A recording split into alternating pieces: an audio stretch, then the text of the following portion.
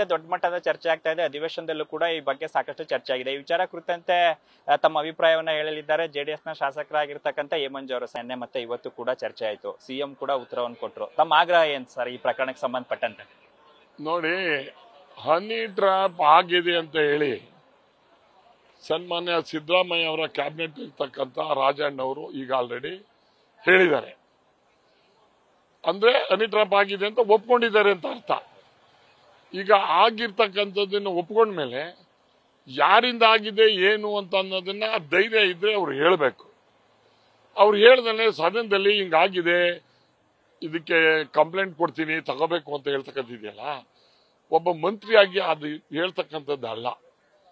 Honey trap ಆಗಿದೆ ಅಂತ ಆದ್ಮೇಲೆ is admitted, he should tell ಯಾರು ಅಂತ. ಯಾಕೆ ಹೇಳಲ್ಲ? ಹೇಳಕ್ಕಾಗಲ್ಲ ಅಂದ್ರೆ ಇವರು ಕಂಪ್ಲೇಂಟ್ ಕೊಡ್ಲಿ ಅಂತ ಹೋಮ್ ಮಿನಿಸ್ಟರ್ ಹೇಳ್ತಾರೆ. ಸದನದಲ್ಲಿ ಹನಿ ಟ್ರ್ಯಾಪ್ ಆಗಿದೆ ಅಂತಕ್ಕಂಥದ್ದನ್ನ ಒಬ್ಬ ಮಂತ್ರಿ ಅವರ ಕೊಲಿಗೆ ಹೇಳಿದ್ಮೇಲೆ ಕಂಪ್ಲೇಂಟ್ ಯಾಕ್ರಿ ಕೊಡಬೇಕು? ಸದನದಲ್ಲಿ ಹೇಳದೆ ಇಟ್ ಇಸ್ ಎ ಕಂಪ್ಲೇಂಟ್. ಇದು ರಾಜಣ್ಣದ ಒಬ್ಬದು ಮರ್ಯಾದೆ ಪ್ರಶ್ನೆ ಅಲ್ಲ, 224 ಜನದ ಶಾಸಕರ ಮರ್ಯಾದೆ ಪ್ರಶ್ನೆ, ಜೊತೆಗೆ ಇಡೀ ಕರ್ನಾಟಕದ ಜನತೆಗೆ ಅವಮಾನ ಆಗಿರ್ತಕ್ಕಂಥ ಪ್ರಶ್ನೆ ಇದು.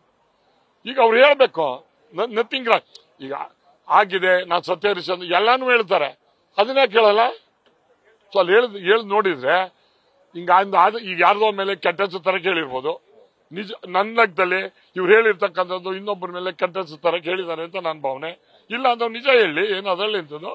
ಈಗ ಯಾರಿದ್ದಾರೆ ಏನು ಅನ್ನೋದನ್ನ ಅವ್ರು ಸ್ಪಷ್ಟಪಡಿಸಬೇಕು ಅಂತ ತಮ್ಮ ಆಗ್ರಹ. ನನ್ನ ಆಗ್ರಹ ಏನು ಅಂದ್ರೆ, ಅವ್ರು ಆಗಿದೆ ಹನಿ ಟ್ರ್ಯಾಪ್ ನನ್ನ ಮೇಲೆ ಅದನ್ನ ಇದಾಗಿದೆ ಅಂದ್ರೆ ಅವ್ರು ಹಿಡಿದಿದ್ರೆ ಅವ್ರು ತನಿಖೆ ಯಾಕಾಗ್ಬೇಕು, ಅವ್ರಿಗೆ ಹೇಳಿಸ್ಬೇಕು. ಅವ್ರು ಹೇಳಿರ್ತಾರಲ್ವಾ ಇಂತಿಂತವ್ರು ಅಂತ.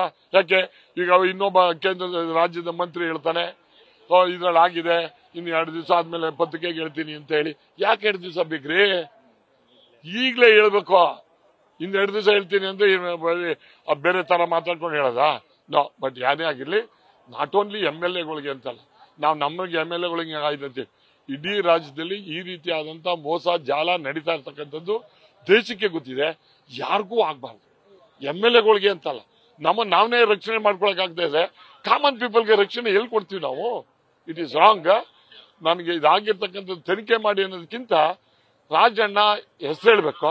ಇಲ್ಲದೆ ಯಾರನ್ನ ಮೇಲೆ ಬೇಕು ಅಂತ ಹೇಳಿ ಅವ್ರ ಮೇಲೆ ಕೆಟ್ಟ ತರ ಕೇಳ್ತಾ ಇದ್ದಾರೆ ಅಂತ ನನ್ನ ಭಾವನೆ. ಸರ್, ಇನ್ನು ಇವತ್ತು ಸದನದಲ್ಲಿ ಸಿಎಂ ಉತ್ತರಕ್ಕೂ ಕೂಡ ಅವಕಾಶ ಸಿಗ್ಲಿಲ್ಲ, ಸಾಕಷ್ಟು ಗೊಂದಲ ಆಯ್ತು ಸರ್. ಯಾವ ವಿಚಾರಕ್ಕೆ ಸರ್ ಪ್ರತಿಪಕ್ಷಗಳಾದಂತ ತಾವು ಜೆಡಿಎಸ್ ಮತ್ತೆ ಬಿಜೆಪಿ ಸದಸ್ಯರು ಗದ್ದಲ ಉಂಟು ಮಾಡಿದ್ದು?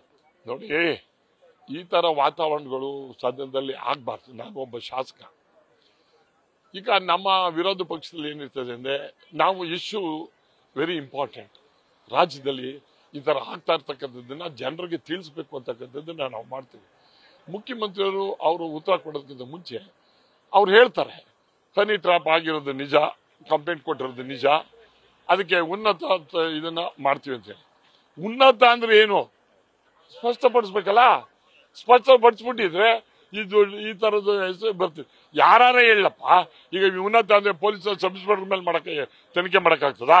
ಯಾರು ಜಡ್ಜ್, ರಿಟೈರ್ಡ್ ಜಡ್ಜ್, ತನಿಖಾ ಏಜೆನ್ಸಿ ಸ್ಪಷ್ಟಪಡಿಸಿದ್ರೆ ಡಿಸ್ಪ್ಯೂಟ್ ಆಯ್ತಿಲ್ಲ ಅಂದ್ರೆ ಅವರು ಈ ಸಬ್ಜೆಕ್ಟ್ ಇರ್ಲಿ ಅಂತ ತಾನೇ ಮಾಡವ್ರೆ ಅಂತ ನನ್ನ ಭಾವನೆ. ಅಂದ್ರೆ ಸಿಎಂ ಅವರೇ ಈ ವಿಷಯವನ್ನ ಜೀವಂತವಾಗಿಡೋ ಪ್ರಯತ್ನ ಮಾಡ್ತಾ ಇದ್ದಾರೆ. ನನಗೆ ಜೀವಂತವಾಗಿಡೋ ಪ್ರಯತ್ನ ಅಂತ ಅನ್ನೋದಕ್ಕಿಂತ ಅವರು ಹೇಳೋದ್ರಲ್ಲಿ ವಿಫಲರಾಗಿದ್ದಾರೆ, ಹೇಳ್ಬೇಕಾಯ್ತು ಅಂತಕ್ಕಂಥದ್ದು ನನ್ನ ಪ್ರಶ್ನೆ.